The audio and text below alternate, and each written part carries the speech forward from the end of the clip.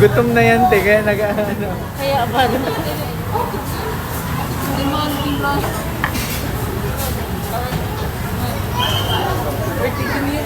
Dito pa na kayo lagi? Minsan lang ate. Kasi pag Sunday, puno talaga to ate.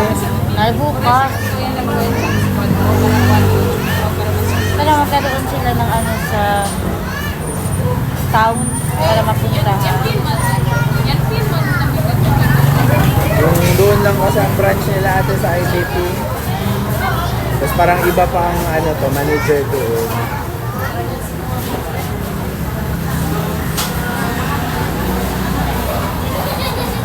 Doon maganda ate kumain pag gusto mo mabusog. Kasi 99, only drinks, only rice, only sabaw.